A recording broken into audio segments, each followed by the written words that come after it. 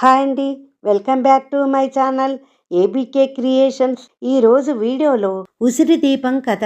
కార్తీక మాసంలో ఈ కథ తప్పకుండా వినాలండి.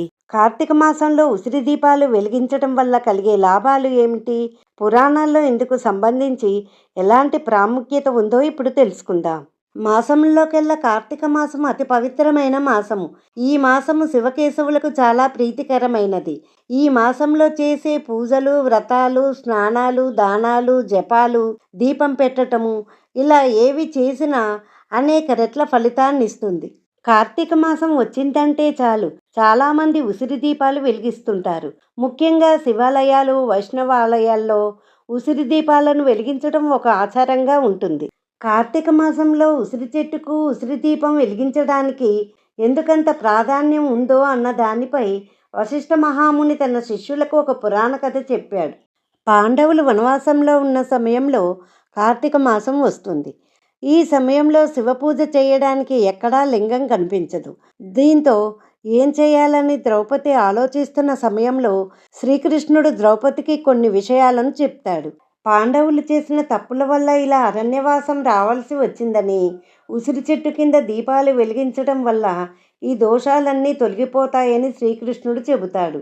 అప్పుడు ద్రౌపది ఉసిరి చెట్టు కింద ఉసిరికాయలపై పైపొర తీసేసి అందులో ఆవు నెయ్యి వేసి దీపం వెలిగిస్తుంది. ఈ దీపం వెలిగించి భోజనం చేసిన తరువాతే ధర్మరాజు యుద్ధం ప్రకటించారని చెబుతారు. అంతేకాకుండా పాండవులకు ఉన్న దోషాలన్నీ తొలగిపోయి తిరిగి రాజ్యంలోకి వచ్చారని ఒక పురాణ కథ తెలుపుతుంది. అందువల్ల ఉసిరి చెట్టు కింద ఉసిరికాయలతో దీపం వెలిగించడం వల్ల ఎన్నో దోషాల నుంచి బయటపడవచ్చని పండితులు తెలుపుతున్నారు. అలాగే ఉసిరి చెట్టు కింద దీపం వెలిగించడం వల్ల లక్ష్మీదేవి, శ్రీ మహావిష్ణువు అనుగ్రహం లభిస్తుందని అంటారు. అందుకే ఈ మాసంలో ఉసిరి చెట్టును పూజిస్తారు. ముఖ్యంగా ఉసిరి చెట్టు కింద దీపాలను వెలిగిస్తుంటారు. ఇలా చేయడం వల్ల కష్టాలన్నీ దూరమై మంచి జరుగుతుందని వ్యాస మహర్షి రచించిన శివపురాణంలో ఈ విషయాలను వెల్లడించారు. ఇక ఉసిరికాయ అంటే లక్ష్మీదేవికి కూడా ప్రతిరూపమని భావిస్తుంటారు. అందుకే కార్తీక మాసంలో ఉసిరి దీపం వెలిగిస్తే లక్ష్మీదేవి అనుగ్రహం లభిస్తుందని విశ్వసిస్తారు. ఇక కార్తీక పౌర్ణమి రోజున ఉసిరి దీపాలను వెలిగించడం ఎంతో మంచిదని చెబుతుంటారు. ఈ రోజు ఉసిరి దీపాన్ని వెలిగించడం వల్ల శ్రీ మహావిష్ణువు అనుగ్రహం కూడా లభిస్తుందని భక్తులు విశ్వసిస్తారు.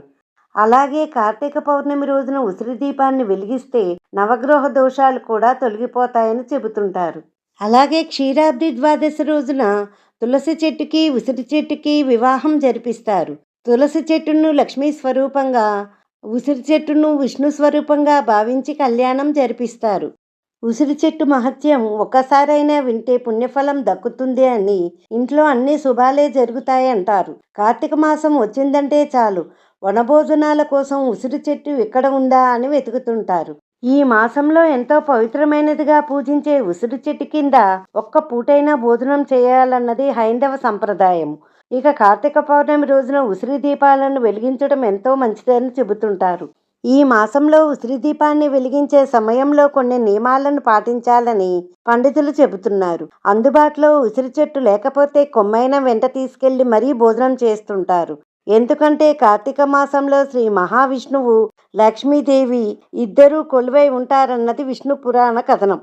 ఉసిరిని భూమాతగా కొలుస్తుంటారు. దేవదానవుల సంగ్రామంలో కొన్ని అమృత బిందువులు పొరపాటున భూమి మీద పడటంతో పుట్టిందే ఉసిరి అన్నది ఒక కథనం. ఈ ఉసిరి సకల మానవాళిని రక్షిస్తుందని విశ్వసిస్తారు. వృద్ధాప్యాన్ని దరిచేరనివ్వని ఔషధ మొక్కలలో ఉసిరికి ఉసిరే సాటి అని చెబుతుంటారు. సూత మహర్షి మునులందరితో కూడిన నైమిసారణ్యంలో కార్తీక పౌర్ణమి నాడు ఉసిరి చెట్టు కింద వనభోజనాలు చేసినట్లు కార్తీక పురాణంలో వర్ణించబడినది. ఉసిరి చెట్టు అనేక ఔషధ గుణాలను కలిగిన వృక్షము మరియు దామోదరునికి, శ్రీహరికి అత్యంత ప్రీతిపాత్రమైన వృక్షము. అందుకే వనభోజనాలకు ఉసిరి చెట్టు నీడ శ్రేష్టము.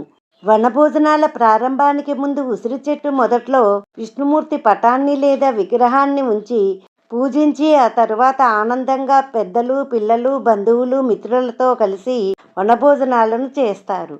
శ్రీకృష్ణ భగవానుడు తన సోదరుడు బలరాముడితోనూ మరియు తోటి గోపపాలకులతో కలిసి ఉసిరి మొదలైన మహావృక్షాల నీడన యమునా నది తీరాన బృందావనంలో అత్యంత ఆనందంగా వనభోజనాలు చేశాడని భాగవతంలో వర్ణించబడినది. ఉసిరి చెట్టు కింద ఉసిరికాయలతో దీపారాధన చేసిన వారిని చూడడానికి యముడికి కూడా శక్తి చాలదట.